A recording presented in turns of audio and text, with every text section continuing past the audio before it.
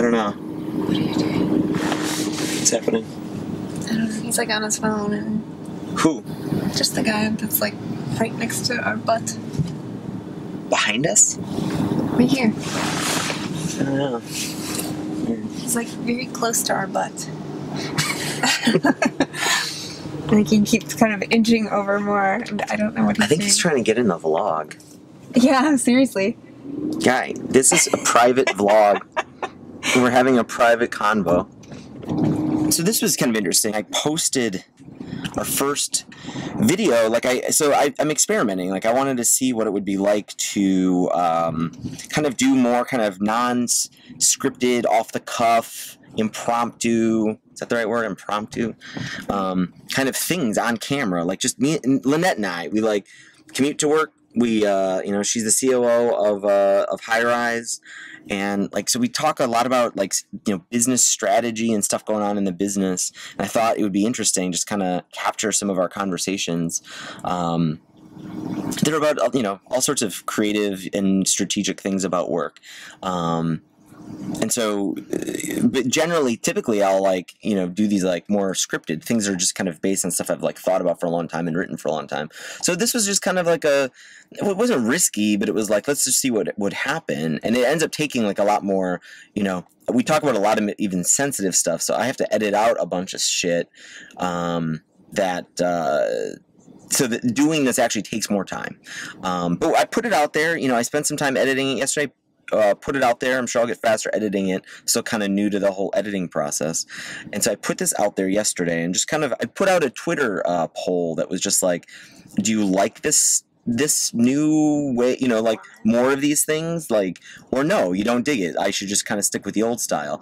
And there's like kind of like a third thing. Like I'm not going to give up on the old style either. Like I like doing those and I think a lot of people like them, but I also think maybe there could be room for more of these, like a daily video and more of these things. So I did this poll, and it didn't get a lot of uptake yet. I've had some more success with polls before than this one. But there was a guy, we follow each other, a guy named Paul Montreal, nice guy. But he had some interesting feedback that really made me think about this. So after I put out the poll and I asked, he said, dude, is yes, no feedback, especially at an early stage, going to give you any really useful feedback? I presume he thinks no, because he says, it would be easy to pick things that I don't like about some of these vid experiments, but I really applaud you practicing. And then he says, video is hard and takes a ton of practice. Like your play story the other day, that practice requires not caring about failure. So who cares what people think in a binary way? The fact that you're practicing is an inspiration.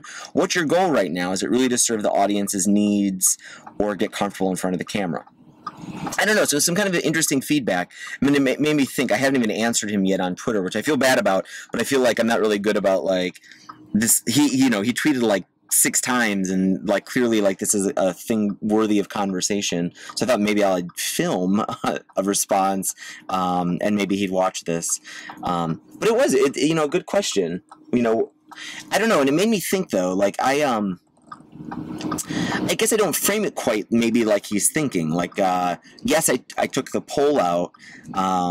Is it really useful? Yeah, I do think hearing from folks who follow me on Twitter would be kind of useful. But not so much in like a failure kind of way or me being afraid of failure. Like, here's my life is I have like no time, and yet I have so many projects I want to accomplish. Like this video project is just one of like a dozen things I'd love to be working on. So I prioritized, like, because I'm doing this and I'm going to be editing this and not working on something else that I would love to be doing. And so, yeah, like if a bunch of people were like resoundingly came out and said, Nate, no, YouTube is already overblown with so many other people's daily lives. Like, we don't need another one. I don't know. I would take that to heart and just be like, okay, yeah, maybe I'll just stick with my scripted stuff, work more on like 10 other things I want to be doing with software and writing, etc. But I didn't get that. So, yeah, I mean, I'll keep putting these out there. So, I don't know. I did think some of that binary feedback was helpful. I've done some of these polls before, and I thought it was helpful. I've asked about whether or not it was going to be worth doing some more editing on the more scripted stuff I've done. I've asked, the first time I even did a video for this channel was just me talking in front of a iPhone camera. It was awful quality, but I did. I pitched it to the Twitter audience. Hey, do you like me doing this? And I thought the feedback was great. It was like, clearly everybody knew that this thing was going to look like shit, and that it would get better as time went on. But they liked the content. They liked, you know, the style of, like, you know, how it was going to be delivered, and it encouraged me to do more of it. I don't think it would have been bad if people, you know, discouraged me from doing it. I would have just moved on to something else. So I don't know. And I also don't, I totally don't listen to all the binary feedback that's out there. When I launched Draft, I didn't really think the feedback, not even launched, but I was sending it to a lot of friends, you know, dozens and dozens of people. I would probably hundreds of people before it was like publicly launched, and I didn't love the feedback I was getting. You know, that feedback could have maybe, you know, sent someone to the place where they were like, not worth launching this thing. But in that situation, it was like, that was like a project I was really proud of and I was invested in, and I guess I didn't really give a shit where it was going to go.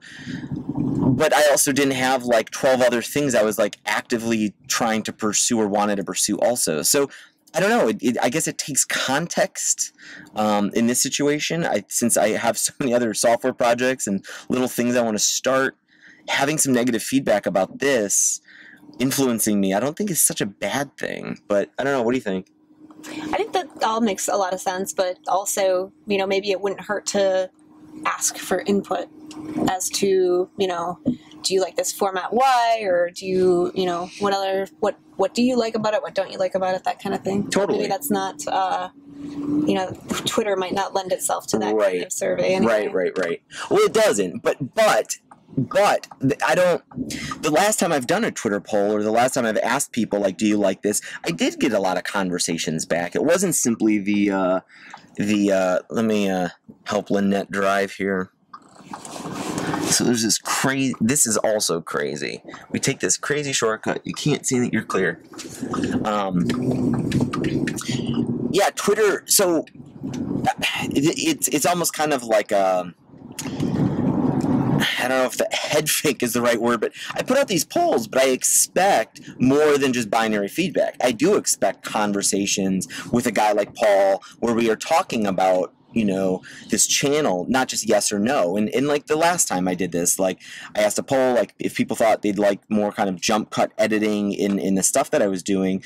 And we had lots of conversations. A lot of people got back to me, not just with the vote, but then like with a follow-up of like what they liked about what I was doing, or like, so yes, I don't think just offering a Twitter poll necessarily put you into the place where you're not going to have like really great feedback conversations with people, because I have. So I don't know. Another really great thing I'll point out was a book I read a while ago called Dip by Seth Godin. Really interesting kind of outlook that maybe a lot of people don't have, which is like, there are so many things that you can do and want to do that you don't have time for it all. And if you want to be great at anything, you can't do everything. So it's like you really have to find yourself saying no. And if you're not, you're probably doing too much. Like there probably should be some difficult thoughts in your head about stuff that you want to do and you're going to say no to. Like even editing this video is one of those examples. Like I think a good size of watching YouTube videos and stuff like this is maybe roughly like 10 minutes, maybe less than 10 minutes. Yesterday I had 20 minutes of video and I thought all of it was good. How do you take 10 minutes out? You have to make some like rough decisions that are like, oh man, this was probably valuable something that we talked about, but we can't put it in. It's just, there's just too much stuff going on in this video. So I feel like it's similar. Like if you're going to try and make something good, you got to make some really hard decisions about what you're not going to do. So that's where I'm coming from with this video. It's not about like being afraid of failing. If I was, I wouldn't have put out the shitty looking video as it is all to begin with, or even yesterday's video. Yes, this thing needs a wide angle lens, and that will be rectified soon. You're seeing my face like way too close in these videos.